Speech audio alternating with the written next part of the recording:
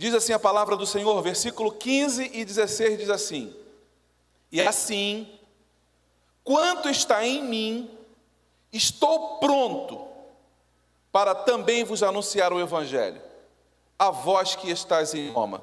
Porque não me envergonho do Evangelho de Cristo, pois é o poder de Deus para a salvação de todo aquele que crê, primeiro do judeu e também do grego. Porque nele se descobre a justiça de Deus, de fé em fé, como está escrito: mas o justo viverá da fé. Você pode tomar o teu lugar, com a Bíblia aberta, papel e caneta na mão, e eu quero pensar com você nesse texto. Alguém por acaso que está aqui à noite, esteve pela manhã no culto da manhã, faz um sinal com a mão aí. Uau! A tônica da mensagem pela manhã foi o quê? Falar sobre a vergonha, não foi? A tônica da mensagem foi falar sobre a tragédia da vergonha e como a vergonha nos afasta do Senhor. Ouvindo o pregador, eu falei: Jesus, como é que pode? Como é que Deus faz as coisas?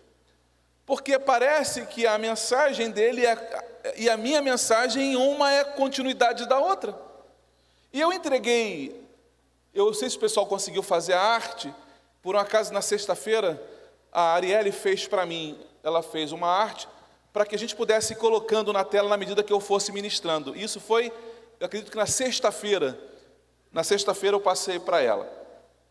Então eu quero pensar com você num texto, na certeza, numa convicção, numa clareza de Deus muito grande, daquilo que Deus quer fazer no nosso meio. Eu queria que você, nessa noite, tivesse de Deus a graça de poder enxergar o que eu enxergo nesta noite, como Deus está nos conduzindo, e o propósito de Deus em fazer as coisas que Ele tem feito no nosso meio. Acompanha comigo, o texto diz assim, o tema da mensagem de hoje é: você já está pronto? Eu quero que você pergunte para quem está do teu lado: você já está pronto? Fica tranquilo que eu não vou te cansar com perguntas não, mas eu quero que você se pergunte para você mesmo, se você está pronto. Aí você fala: pastor, mas depende, pronto para quê, pastor? Pronto para quê? Paulo está dizendo que ele está pronto para anunciar o Evangelho. Então deixa eu fazer a segunda pergunta: você já está pronto para começar a pregar o Evangelho do Senhor? Você está pronto para começar a anunciar as boas novas de salvação? Há quanto tempo estamos na igreja servindo ao Senhor? Faça umas contas aí. Há quanto tempo a gente está na igreja? Há quanto tempo você frequenta a casa do Senhor? Desde o dia em que você decidiu levantar as suas mãos entregando a vida para Jesus. Depois você passou por um discipulado, você se batizou, foi batizado. E a partir de então você passou a fazer parte do corpo de Cristo. Você foi inserido no reino de Deus. E você foi inserido no reino com um propósito. Deus tem um propósito para a tua vida. Então duas coisas: ou você está cumprindo o propósito, ou você não está cumprindo esse propósito. Paulo está dizendo: quanto a mim, eu estou pronto para também vos anunciar o Evangelho. Paulo sabe que ele tem uma mensagem. Paulo tem convicção de uma coisa: eu tenho uma mensagem. E a primeira coisa, quando a gente pensa em mensagem, a gente pensa em carta, é: quem é o remetente desta carta? Ou quem é o emissor desta mensagem? Quem está mandando a mensagem? Jeremias capítulo 1, versículo 9, o Senhor vai dizer para Jeremias assim: então o Senhor estendeu a mão, tocou a minha boca e disse: veja, coloquei as minhas palavras na sua boca. Então as palavras não são minhas, as palavras são do Senhor. Porque não interessa eu falar aquilo que eu penso, não interessa eu ministrar daqui de cima o que eu acho, o que eu imagino, o que eu acredito, o que eu idealizo. O que o Senhor espera de mim é que eu seja fiel testemunha para falar daqui aquilo que Ele mandou que eu entregasse para você. E o que Deus espera de você é a mesma coisa.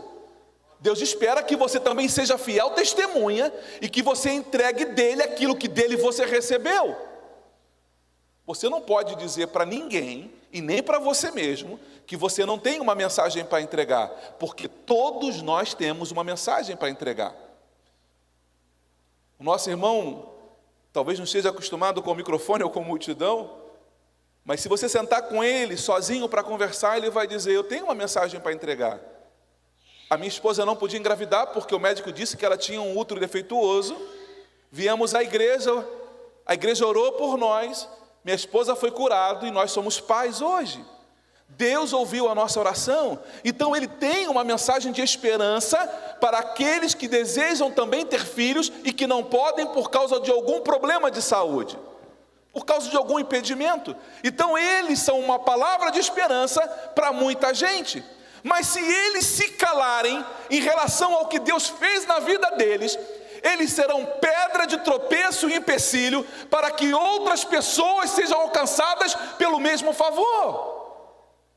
Quantas pessoas você conhece que desejam ter filhos e que não podem os tê-los? Desejam gerar filhos, mas são impedidos por causa de uma enfermidade ou por causa de outra coisa qualquer. E não tem como resolver a situação. Mas aí eu tenho uma palavra de esperança e eu libero esta palavra, e esta palavra saindo da minha boca, ela gera esperança no coração de outro. E esse outro vai viver o mesmo milagre que eu vivi. Então eu quero dizer para você seguramente que cada um de nós aqui nesta noite tem algo para entregar da parte do Senhor. Paulo diz assim: quanto está em mim, estou pronto também para vos anunciar o Evangelho a vós que estáis em Roma. Todos nós achamos que nossas desculpas serão boas o suficiente e que Deus as aceitará. Jeremias também achava. A gente tenta se convencer de que nós temos desculpas e que nós conseguiremos convencer o Senhor o porquê nós não fizemos aquilo que o Senhor mandou que nós tivéssemos feito. A gente pensa que as nossas desculpas vão convencer Deus, mas Deus sabe de todas as coisas. Às vezes a gente não vai numa festinha que alguém nos chamou com tanto carinho, mas a gente não estava muito afim de ir naquela festa, porque vai fulano e beltrano, não quero ir naquela festa. Aí a gente dá uma desculpa, a gente fala: puxa, não deu para ir, queria tanto ter ido, mas não deu para ir. Aí a pessoa na boa fé acredita na desculpa que nós demos, mas nós mesmos sabemos que não foi bem verdade aquilo que nós dissemos, mas nós contamos com uma coisa: aquela pessoa não é onisciente, ela não sabe a verdade como um todo. A única diferença é que Deus sabe tudo. Quando eu digo que, pastor, eu queria tanto ajudar, eu queria tanto fazer alguma coisa, mas eu não posso porque eu não tenho tempo. Deus sabe, e você sabe que isso não é verdade. Quando eu digo que eu não, pastor, minha vida é muita correria. Agora a gente usa essa frase com muita facilidade, né? É muita correria, pastor, é muita ocupação. Não, se você for honesto consigo mesmo, você vai ter que dizer para você que não há em nós, às vezes, a intenção de fazer aquilo que nós sabemos que temos que fazer. Não é bem a desculpa do tempo. Colocamos desculpa nos nossos filhos. Pastor, o meu filho toma muito meu tempo, eu não posso fazer. É mentira, isso não é verdade. Porque nós encontramos tempo para todas as outras coisas. Pastor, eu não tenho tempo. Aí você encontra a pessoa na praia, você encontra a pessoa no cinema, você encontra a pessoa na rua, você encontra a pessoa pedalando, você encontra a pessoa velejando, mas quando é chamado para fazer algo para o Senhor, ela diz sempre que não tem tempo. Eu quero que você vá para casa sabendo que Deus vê todas as coisas e que as minhas desculpas não vão colar diante dele. Eu sou facinho de enganar. Fica tranquilo. Você pode dizer para mim: pastor, eu queria muito, mas eu estou sem tempo. Pastor, eu queria muito, mas eu não consigo. Eu vou levar na boa fé, eu vou acreditar em você. Eu vou pensar: puxa vida, que pena, né? Fulano tem tanto talento, fulano tem tanta graça de Deus para fazer, aprendeu tanto, recebeu tanto de Deus. Puxa vida, podia ser um instrumento valioso na obra do Senhor, mas que pena que ele não pode, pelas desculpas que ele me apresentou. Mas Deus está vendo todas as coisas. Não é obrigação apenas do pastor ministrar a palavra do Senhor. Somos todos nós chamados à responsabilidade para anunciar o Evangelho de Cristo Jesus. Todos nós. O ano passado, tivemos uma superlotação no culto da Páscoa, se não me falha a memória, e foi uma apresentação que as crianças fizeram. As crianças fizeram um convitezinho e saíram distribuindo para todo mundo. Chamaram o vovô, chamaram o tio, chamaram todo mundo, e foi a maior lotação da igreja. E eu fiquei pensando, meu Deus, se a igreja não aprender agora com as crianças, não aprende nunca mais. Não responde para mim, não. Responde para você. Não levanta a mão, é só uma retórica, não levanta a mão, pelo amor de Deus. Quantos aqui hoje saíram de casa e tiveram a preocupação de chamar um não crente para vir à igreja? Um amigo que ainda não conhece o Senhor Jesus? Aquela amiga que você sabe que ela gostaria de engravidar, mas que uma enfermidade a impede. Você sabe que aqui ela pode ser curada e você não teve a sensibilidade de trazê-la para ouvir a palavra do Senhor, que vai gerar esperança no coração dela.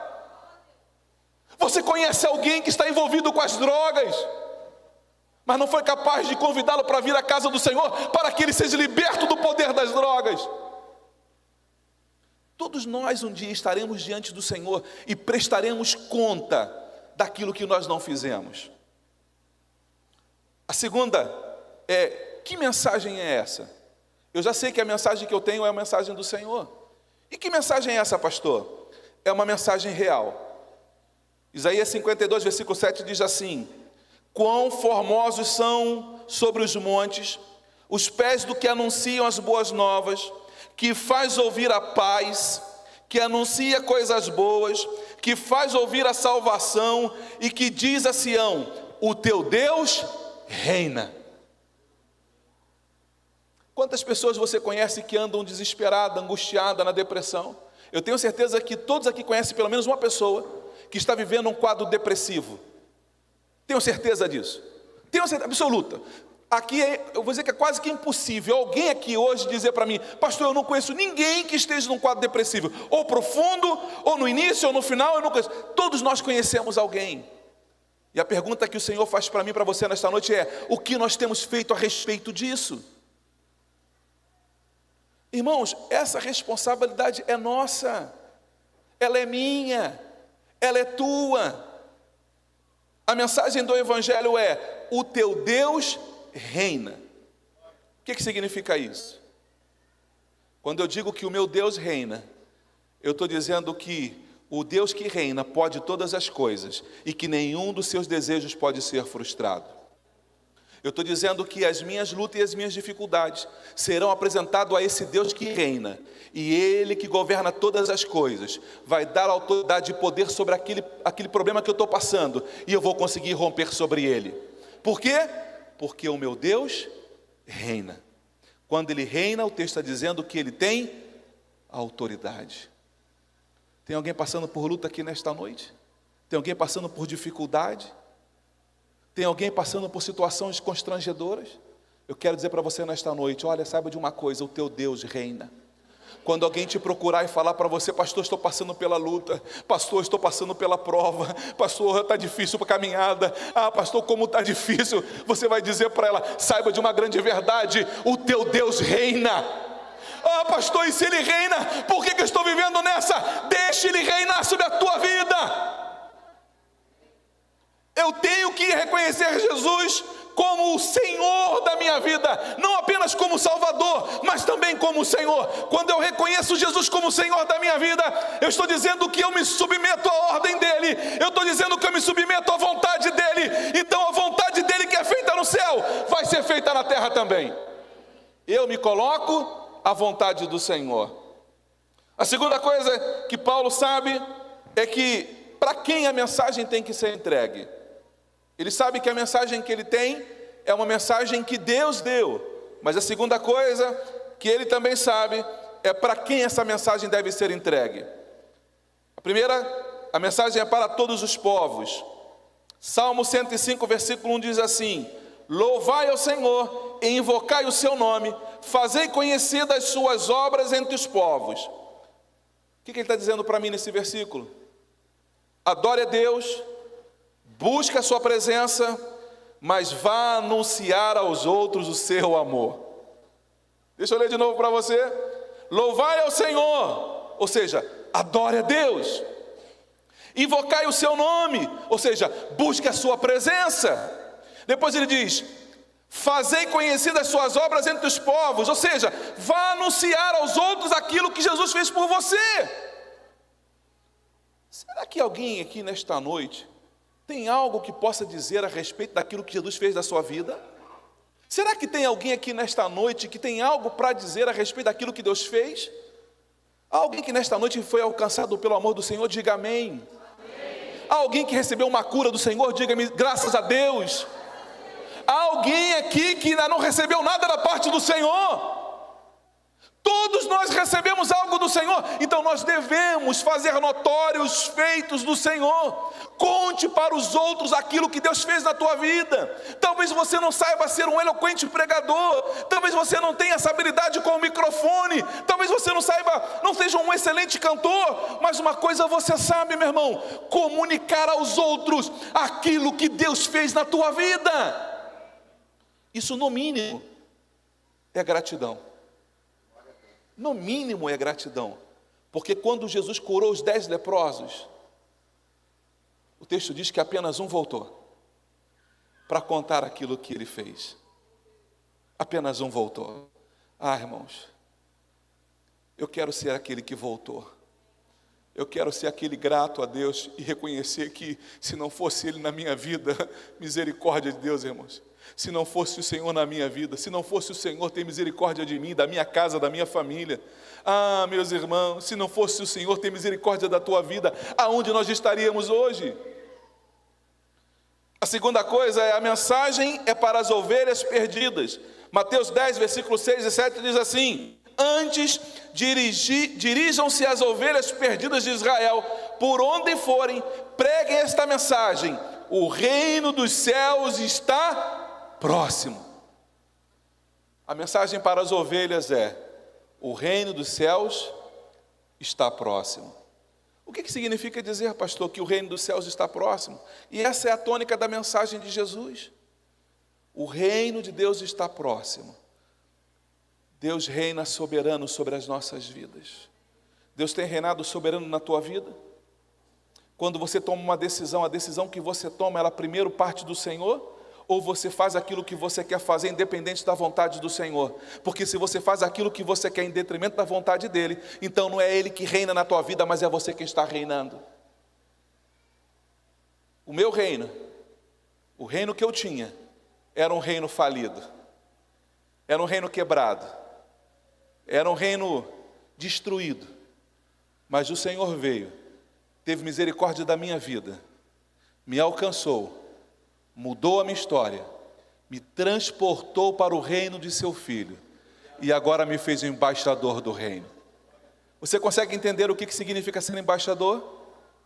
Você consegue entender o que é um embaixador? Deixa eu dizer para você algo. Quando Deus colocou você sobre a terra como filho dele, o inferno tem que olhar para você e respeitar você. O inferno tem que olhar para você e tremer diante de você. O diabo tem que olhar para você e ter temor da tua vida. Mas muitas das vezes temos vivido exatamente o oposto desta verdade. Nós é que temos medo quando a gente ouve qualquer tipo de ameaça.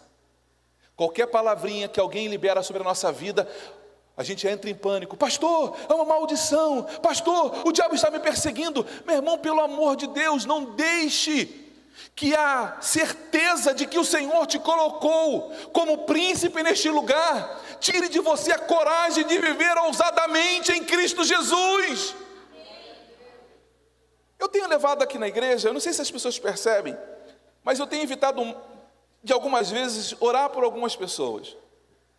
E normalmente eu chamo uma terceira pessoa para poder orar. Ou então eu chamo a igreja, coloco a igreja de pé, a igreja estende a mão. Porque eu estou tentando com isso mostrar para cada um de vocês, despertar em cada um aquilo que Deus já falou acerca de você. Deus já disse a teu respeito que vai usar as tuas mãos para curar. Deus já disse a teu respeito que vai usar você para expulsar os demônios. Deus já disse a teu respeito que vai usar você com autoridade para saquear o inferno e povoar os céus. É você que Deus quer usar. Tome posse da autoridade que Deus te deu. Se posicione. Nós já estamos no segundo semestre desse ano, a metade do ano já se foi.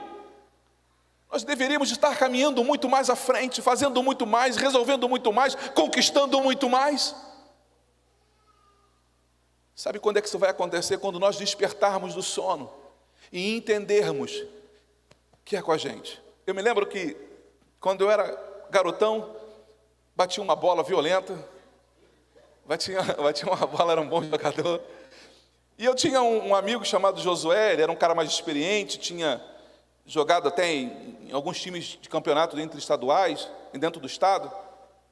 E a gente brincava de futebol escondido, porque naquela época a Assembleia não podia jogar bola, porque senão era excluído. Irmãos, era muita pressão. Crente, quando ia jogar bola, tinha que jogar bola escondido. Eu era da Assembleia de Deus, se meu pastor soubesse que eu estava jogando bola, eu era excluído. Então a gente ia escondido, camuflado.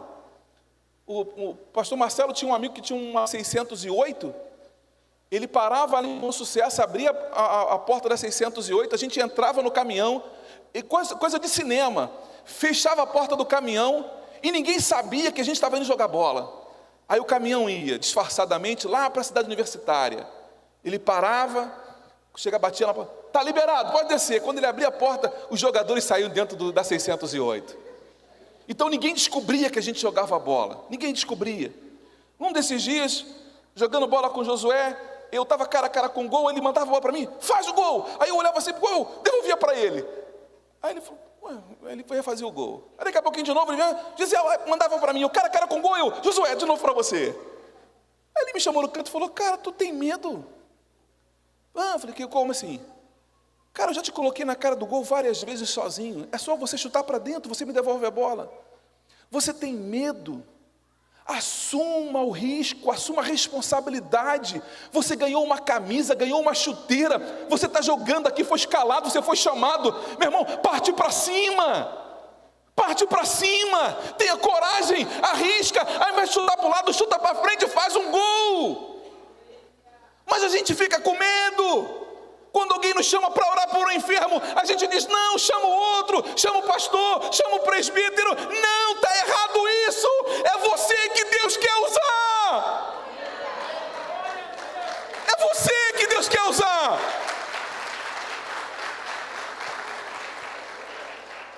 Pastor, mas eu não tenho muita segurança. Meu irmão, começa devagarinho. Porque tu chutou a bola, o goleiro defendeu, o pastor já pega uma confiança. Eu chutei. Porque o pessoal faz, na segunda você meteu um gol, você vai ficar mais ousado. Vai ficar mais ousado. Cada vez que você parte para cima e você vê o inimigo, as fileiras de Satanás sendo destruída através de uma ação sua, do Espírito Santo na tua vida, isso vai te dar mais empoderamento, vai te dar mais coragem, vai te dar mais força. Você vai lembrar bem da Bíblia que até Davi não existiam matadores de gigante. Até Davi, você não lê histórias de homem matando gigante, mas depois que Davi mata o primeiro, aí você começa a ler a partir de então, e fulano matou o gigante, e fulano matou o irmão do gigante, e fulano matou o tio do gigante. Por quê, irmãos? Porque a tua coragem, a tua ousadia vai levantar outras pessoas com a mesma coragem para ir mais além do que você foi, para fazer mais do que você fez, porque estão esperando o teu agir para que eles possam fazer também.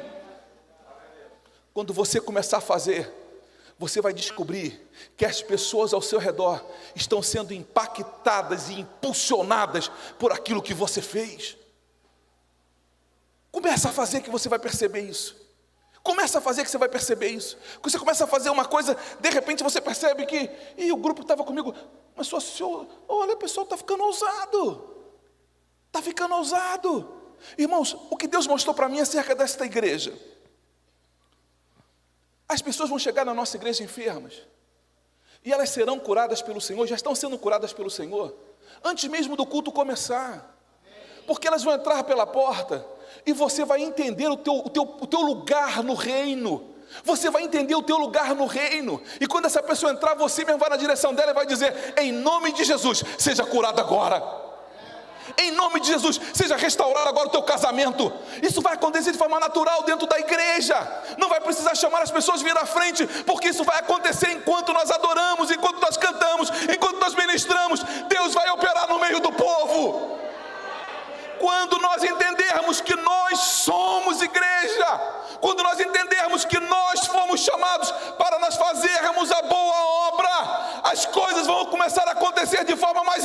no meio da igreja. Enquanto eu ficar esperando para que o outro faça o gol, irmãos, a gente não vai sair do 0-0. Eu tenho certeza que tem muita gente aqui na igreja hoje, muita gente na igreja, que já tem experimentado o favor do Senhor. Eu mostrava para o casal, pastor Marcelo e pastor Elisângela, um casal que está conosco, que não falta um culto. Todo culto eles vêm lá do Ribeirão da Ilha. Pode estar chovendo, pode estar caindo neve, eles não faltam um culto. Por quê, pastor? Vai conversar com eles. Eles vão dizer para você, o que Deus fez na minha vida, eu nunca mais vou largá-lo. A distância não é um problema, o clima não é um problema, o transporte não é um problema, porque a minha gratidão é maior do que qualquer tipo de dificuldade que eu possa colocar. Quais são as dificuldades que você estava enxergando antes? Tem um rapazinho chamado Nives Nujik, acho que o nome dele é bem diferente. Acho que é um australiano ele, é um que não tem os braços, não tem as pernas. Nujik, é um nome bem diferente. Você olha para aquele rapaz e você fala, puxa vida, coitado, tão limitado, não tem os braços, não tem as pernas, mas é um exímio nadador. Como? Eu não sei. É um cara rico, viaja o mundo inteiro, dá palestras de motivação, e eu estou aqui lamentando, reclamando, porque eu não consegui trocar o carro o ano passado. Ai, pastor, eu queria tanto servir ao Senhor, mas estou passando uma dificuldade tão grande, meu carro 2022, eu não consegui trocar por esse ano. A gente começa a arrumar um monte de desculpas, irmãos. Você pensa mesmo, você acha mesmo, que quando nós chegarmos diante do Senhor, e saiba de uma coisa, nós vamos um dia estar diante dEle, você acha mesmo que a nossa desculpa vai colar? Você acha que a tua desculpa vai colar diante do Senhor? Não, Senhor, eu não fiz porque Ele vai falar assim, só um minutinho. Ô, Jovic, vem cá, Jovic, lá vem o Jovic. Vai, conta agora a tua dificuldade aí para o Jovic poder ouvir. Vamos ouvir o Jovic gargalhar das suas dificuldades. Qual é a dificuldade que você tem? Vamos chamar aquele irmãozinho que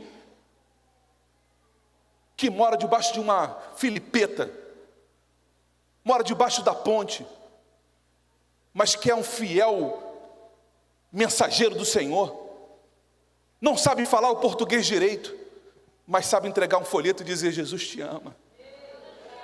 Não sabe cantar bem, não tem o dom para cantar, mas sabe ser um instrumento de Deus na vida de outras pessoas. Qual é a desculpa que você vai dar para o Senhor naquele grande dia? Qual é a desculpa que eu vou apresentar para o Senhor naquele grande dia? Hoje pela manhã eu vi uma ilustração do pastor que dizia assim, quando você vê uma lápide de alguém que morreu, vem a data do nascimento dele, um tracinho pequenininho, e logo depois a data do ano em que ele morreu. Não é isso? O nascimento, um tracinho e a data que ele morreu. Ele dizia pela manhã, olha o tamanho, aquele tracinho representa a totalidade do que aquela pessoa viveu, desde o dia que nasceu até o dia que morreu. Aquele tracinho representa essa totalidade. O que é isso representado na eternidade, meu irmão? Como é que você está usando esse pedacinho de tempo que você tem chamado vida? Como você está aplicando esse pedacinho de vida que você tem? Ah, pastor, eu vivi 130 anos. É um pedacinho de vida, se você comparar isso à eternidade. Como você está usando isso para o Senhor? A terceira coisa que Paulo diz é que Paulo sabe a urgência da mensagem. E é sobre isso que eu quero falar mais enfaticamente com você. É sobre a urgência da mensagem. Primeiro, o povo está perecendo de fome. Deixa eu lembrar a você que o povo está perecendo de fome. Deixa eu trocar a palavra perecer por morrendo, gerúndio. O povo está morrendo de fome. O sociólogo Betinho diz que quem tem fome tem pressa. O povo aí fora está morrendo à míngua, porque precisa ouvir um alimento que as dê vida novamente, que as dê propósito, que as dê sentido de vida. Porque longe do Pai perecemos de fome. É exatamente isso que o filho pródigo vai dizer. Lucas capítulo 15, versículo 17 está escrito: e tornando em si, ou seja, voltando o juízo. Às vezes, irmãos, é falta de juízo. Vivemos uma vida que parece que é falta de juízo, porque ele está dizendo, e tornando em si, disse: quantos jornaleiros de meu pai têm abundância de pão, e eu aqui pereço de fome. Sabe por quê? Porque longe do Pai, o povo morre de fome. Quantas pessoas aí fora, morrendo de fome porque estão longe do Pai? A fome, a causa da fome, é a distância da casa do Pai. E deixa eu dizer uma coisa para você. Você tem a capacidade, você tem o poder hoje, de levar essas pessoas até de volta para a casa do Pai. Isso você pode fazer. Você pode levá-las até a casa do Pai, levá-las de volta para que sejam alimentadas pelo Senhor. Talvez você não tenha o pão em si para dar, talvez você não saiba preparar o pão. Hoje eu vi na igreja entrando um rapaz vestido de chefe de cozinha. Eu falei, opa, até chefe de cozinha nós temos aqui hoje. Talvez você não seja como ele, não saiba preparar um belo prato, mas você sabe estar na recepção. Deixa eu dizer uma coisa para você. Eu já ouvi aqui na igreja: pastor, estou frequentando aqui já tem um tempo. Sabe o que me fez ficar aqui, pastor? Falei, o quê? A recepção de vocês, o acolhimento de vocês. Pastor, porque quando eu cheguei, eu recebi um abraço na porta e um sorriso. E alguém disse para mim assim: Deus vai falar contigo nessa noite. E pastor, falou mesmo. Pastor, daí em diante, pastor, o meu coração fixou neste lugar. Às vezes é tão pouquinho que falta para a gente fazer. Às vezes é tão pequenininho que falta você fazer para que outras pessoas possam conhecer o Senhor. Segundo, o povo está perecendo de dor. Alguém que já foi em algum hospital e viu alguém deitado numa maca, gemendo de dor? Alguém já passou por a experiência e você não conseguiu fazer nada? Ou em casa, você foi visitar alguém, foi visitar um amigo doente, e você viu ele lá contorcendo de dor, e você até sente uma tristeza muito grande no coração, mas não consegue fazer nada por ele. Não dói no coração? Você olhar para alguém que está sentindo dor e você não conseguir e não poder fazer nada, mas eu quero dizer que você pode fazer algo por quem está sentindo dor, porque a palavra diz que o Senhor tirou de sobre nós as dores. Ele levou sobre si as nossas dores.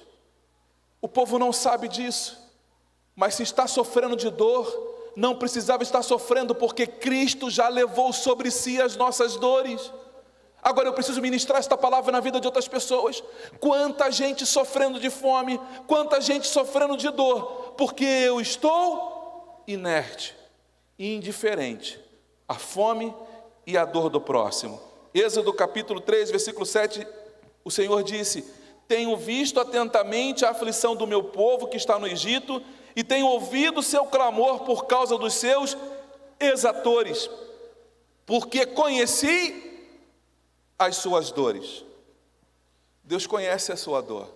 Eu quero dizer para você que veio aqui nesta noite, que de repente veio para cá até mesmo sem um convite, veio porque a dor te trouxe aqui, veio por causa da fome pela palavra do Senhor, pela fome da justiça de Deus. Você veio à casa do Senhor nesta noite. Eu quero dizer que Deus hoje vai saciar a tua fome, e Deus hoje vai arrancar a sua dor, aquilo que aflige a tua alma. Deus está trazendo uma cura sobre você hoje. A terceira coisa é que o povo precisa de socorro quando? É engraçado, é bem curioso, talvez não engraçado, mas é curioso, que quando Deus mandou as pragas sobre o Egito, a Bíblia diz que Moisés foi até Faraó e perguntou a Faraó assim: e aí, Faraó, está curtindo as pragas aí? Porque você não quer liberar o povo do Senhor? Está difícil, estou sofrendo muito. E aí, você quer que eu ore quando para que essas pragas saiam da tua vida? Quando é que você quer, Faraó, que eu ore por você para que a dor te deixe? O que você imagina? Se eu estou com uma dor de dente e estou sentindo dores terríveis, e alguém pergunta para mim: Gisele, você quer que eu ore para que Deus tire a tua dor de dente? Quando? Daqui uns 3 meses. Daqui uns 3 meses você pode orar por mim. Não, irmão, agora. É agora. Mas Faraó disse assim, mesmo sofrendo com as pragas do Egito, Faraó disse assim: ore por mim amanhã. Ore por mim amanhã. Deus não quer tirar a dor do teu coração amanhã. Deus quer libertar você hoje. Deus não quer que você passe mais uma noite em sofrimento. Deus não quer que você passe mais uma noite em constrangimento. Deus quer arrancar isso que te incomoda hoje. E é aqui, e é agora. É aqui neste altar que irão ficar as tuas lágrimas. É aqui neste altar que ficarão as marcas da tua dor. É aqui neste altar o último lugar de recordação que você vai ter pelas lutas que você passou. Quando você lembrar da dor que você passou, você vai lembrar deste altar, porque você vai dizer assim: eu me lembro que um dia o pastor pregou uma palavra, eu fui à frente, e naquele dia o Senhor arrancou de mim tudo aquilo que me causava dor. Hoje é a noite que o Senhor te trouxe. 2 Coríntios, capítulo 6, versículo 2 diz assim: ouçam com atenção. Agora é o momento bem oportuno. Hoje é o dia da sua salvação. Não é amanhã. O que Deus tem para fazer na tua vida é urgente e necessário. Ele não quer fazer amanhã. Ele quer fazer hoje. Há alguém aqui nesta noite que precisa da misericórdia de Deus hoje? Há alguém que pode dizer: Senhor, manda a tua misericórdia só o ano que vem. Senhor, manda a tua bondade somente o ano que vem. Manda a sua compaixão somente o ano que vem. Há alguém aqui nesta noite que deseja parar de sofrer ainda hoje? Diga amém aí no seu lugar. Porque o amanhã não nos pertence, irmãos. Tiago capítulo 4, versículo 14 diz assim: vocês não sabem como será a sua vida amanhã, pois vocês são como uma neblina passageira que perece por algum tempo e logo se desaparece. Judas capítulo 1, versículo 23 diz: a outros salvem, arrebatando-os do fogo. Judas está dizendo para mim e para você, irmãos, quando você se dedica a chamar alguém para vir à igreja, para ouvir a palavra do Senhor, é como se você estivesse arrancando elas do meio do fogo, exatamente como um bombeiro faz dentro de uma casa em chamas. Você entra lá e resgata aquela pessoa. Quando você fala do amor de Cristo para outras pessoas, você está tirando aquela pessoa das chamas do inferno. É exatamente isso que você está fazendo. Pastor, mas é porque não é fácil. Eu sei que não é fácil, mas o apóstolo Paulo, ele, no capítulo 5 e no versículo 20, ele vai dizer assim: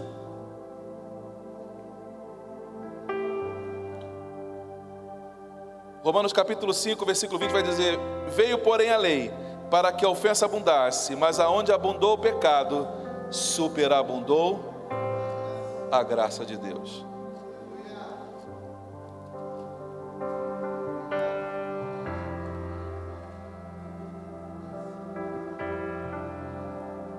Versículo 20 do capítulo 15, Paulo termina dizendo assim: desta maneira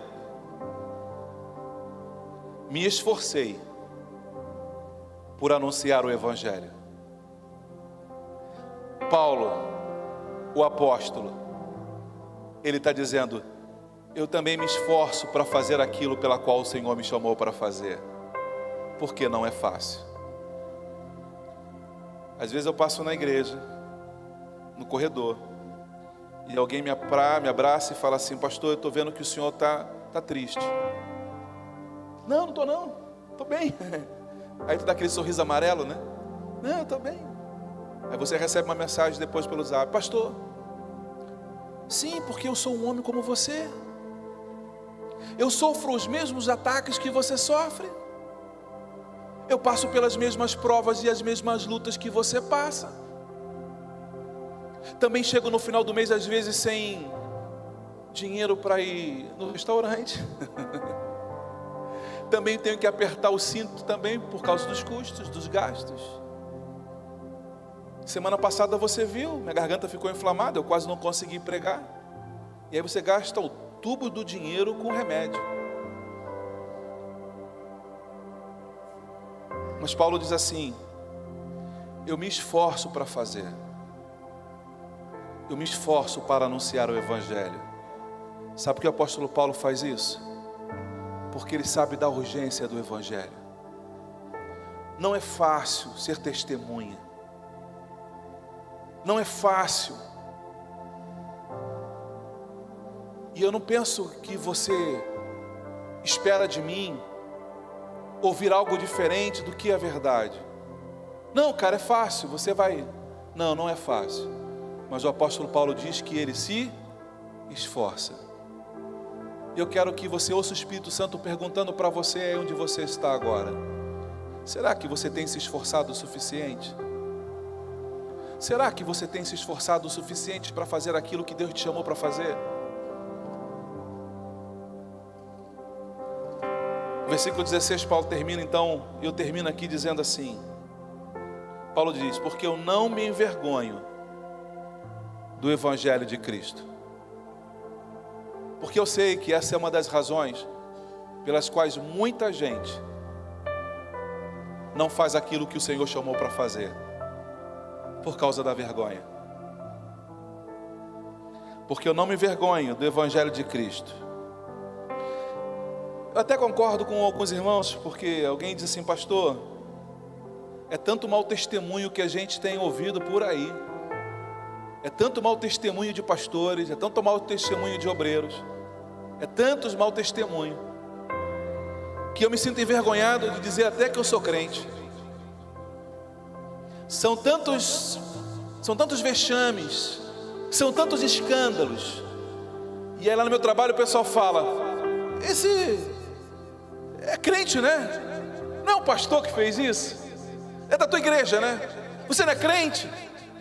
Não, eu só estou indo lá na igreja. Não, eu vou lá, eu frequento porque minha mãe me leva. Não, eu vou porque a minha esposa, ela gosta de ir lá, e ela se sente bem, eu acabo indo, mas eu também nem concordo muito. A gente tem vergonha de se posicionar em relação ao reino. Mas Jesus disse que aqueles que se envergonharem dele, ele também vai se envergonhar deles. Aqueles que negarem o Senhor Jesus também serão ignorados pelo Senhor naquele dia. Aí alguém vai dizer assim: pastor, puxa vida, eu entendo a sua preocupação, pastor. Eu entendo, pastor, mas não era uma mensagem para o senhor pregar domingo à noite. E eu confesso para você que eu até pensei em trocar a mensagem de hoje. De verdade. Eu ia pregar hoje sobre Jó capítulo 1. Era o que o Gesiel tinha preparado como um plano B para pregar. Deixa eu confessar aqui para você. Eu queria pregar sobre Jó capítulo 1. Porque eu falei: Senhor, a mensagem de Jó capítulo 1 é uma mensagem de tanta esperança. Vai fazer o povo delirar diante das oportunidades que o Senhor tem para cada um de nós. Mas o Senhor falou para mim de forma muito clara para mim: cada coisa ao seu tempo. Eu preciso que o meu povo desperte para algo mais urgente que eles precisam agora.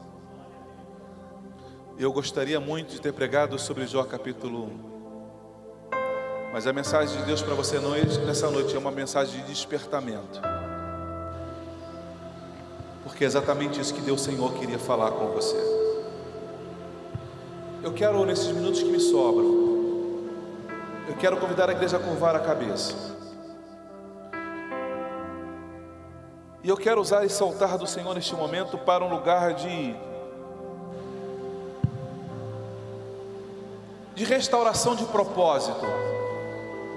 Eu quero usar esse altar nesta noite como um altar de restauração de propósito. Deus falou contigo esta noite. O Senhor te sacudiu aí no teu lugar.